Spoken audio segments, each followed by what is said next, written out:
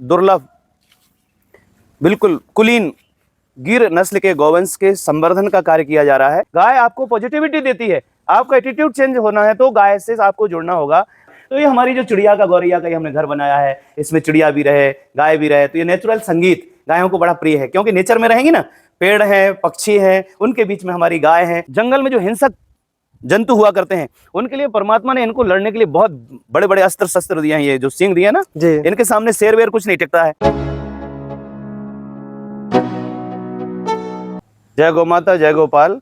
ये बुंदेलखंड की धरा है मऊरानीपुर, और इस प्रकल्प को स्थापित किया है ये जो हमारा गौवंश का सेवा का केंद्र है ये जी। यहाँ पर श्री ब्रजेश पाठक, वंदना पाठक जी के अथक प्रयास से, 20 वर्षों के अथक प्रयास से यह प्रकल्प संचालित है जी। और यहाँ दुर्लभ बिल्कुल कुलीन गिर नस्ल के गौवंश के संवर्धन का कार्य किया जा रहा है। अच्छा महात्मा जी, जो अपना सुरभि गौशाला है ये लगभग कितने क्षेत्रफल में फैला हुआ है?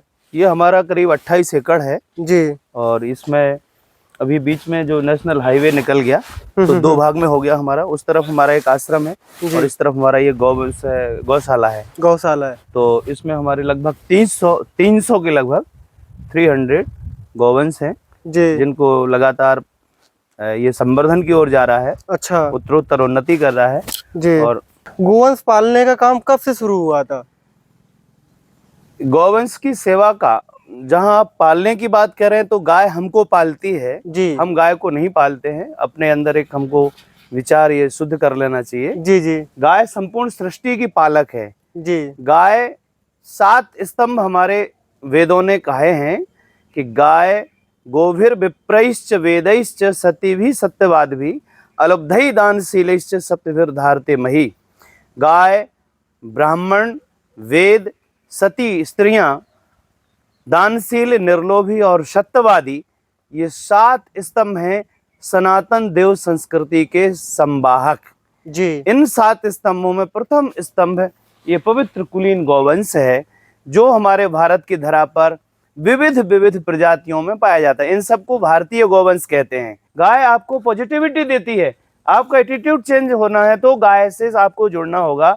आप यदि अच्छे इंसान बनना चाहते हैं तो आपको शुद्ध शाकाहार अपनाना पड़ेगा, सात्विक सदाचार अपनाना पड़ेगा, होलिस्टिक पूरी धरती को यूं देखना पड़ेगा, माता भूमि ही पुत्रो हम पृथिव्याः, ये संपूर्ण धरती हमारी माँ है और धरती का चलता फिरता स्वरूप गाय है, क्योंकि गाय 5 महाभूतों का पोषण करती है जी। जो गौ विज्ञान है वो हमारे योग सिद्धि का आधार है, क्योंकि आहार शुद्ध और आहार शुद्धि में गाय का बड़ा भारी योगदान है इस धरती पर। क्योंकि धरती को सात्विकता, धरती को जो उर्वरकता मिलती है वो गाय के गब्ब से ही मिलती है, जो हमारा गोमय है ये हमारी धरती की मुख्य खुराक है। जो हमारे ब्रजेश वंदना पाठक जी का प्रयास है, जो यहाँ मऊरानीपुर में कतौली महाराज के नाम से उस गौभक्त को जाना जाता है।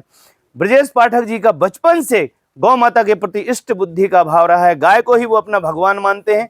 और उनका कथन ये है, और शास्त्रों के अनुरूप है उनका कथन, क्योंकि जो हमारी गाय हैं, गायों का जो गब्ब है, दुनिया में किसी का भी मलमूत्र पवित्र नहीं होता, लेकिन गौ माता का जो मलमूत्र है, जो गोमय और गौमूत्र है, उसको आप देख पा रहे हैं कि हम लोग औषधि के रूप में, आप जहां गौ माता के गोमय से लेपन कर दो वहां भूमि शुद्ध हो जाती है। जहां भूमि उर्वराहीनता आ गई है वहां गोमय डाल दो, भूमि उर्वरक हो जाती है।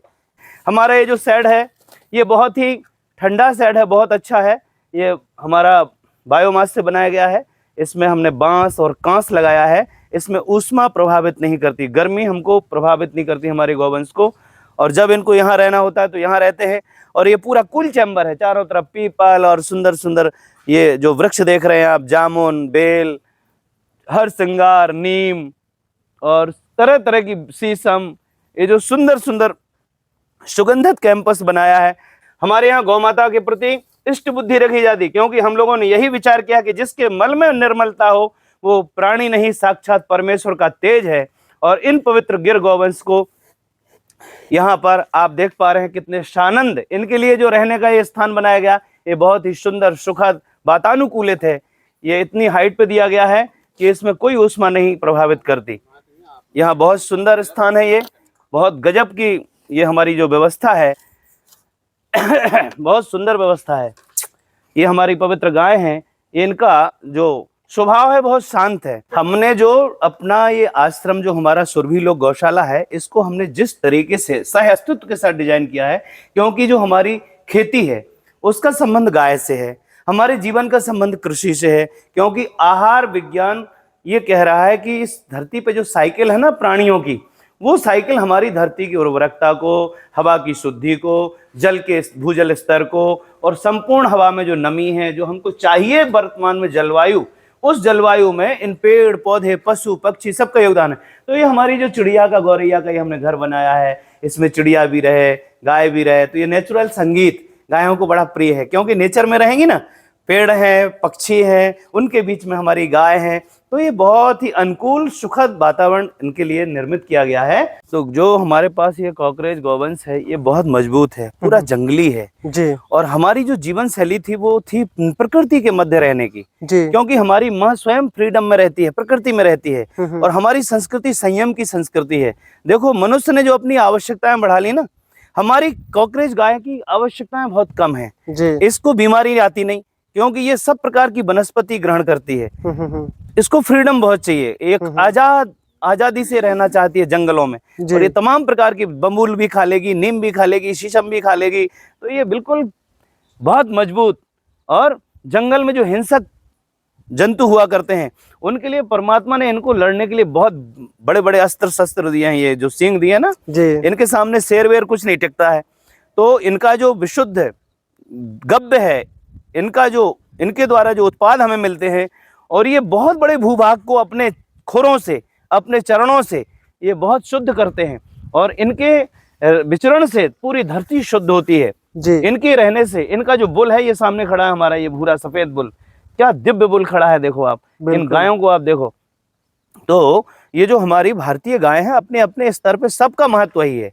जो हमारा A2 मिल्क है भारतीय गाय का, वो अपने आप में स्वास्थ्यकारी है। इनका आनंद पूर्वक संवर्धन हो रहा है जी। और इनके लिए और भी आनंद के लिए हम लोग देश के जंगली भागों में, मध्य प्रदेश में, छत्तीसगढ़ में, वहाँ जो वनांचल में सेंटर विकसित कर रहे हैं, जहाँ गायों को खूब आनंद के साथ विचरण के लिए खूब बड़ा बड़ा स्पेस मिले, खूब जोरदार, वहाँ जो आनंद बहता हुआ पानी पिए और जंगल में विचरण करके स्वयं आनंद पूर्वक अपना दिन में चारा ग्रहण करें, जिससे इनका और भी जो विकास होना चाहिए वो हो सके। इसके लिए हम लोगों का सतत प्रयास है। आज ऑस्ट्रेलिया ने देखो किस तरह का एक पार्क डिजाइन किया है, और वहाँ डिप्रेस लोग जो विषाद में है, तनाव में है, जो टेंशन में है, हाइपर टेंशन में है, वो सब गाय के सानिध्य में लाभ ले रहे हैं। और भारत का दुर्भाग्य देखो, यहाँ के जो गौ सेवक थे, किसान थे, उनके सामने इस तरह की व्यू रचना कर दी बाजारवाद ने। ये ट्रैक्टर भस्मासुर जब से आ गया, तो तब से बैल खेत से निगलेक्ट हो गया,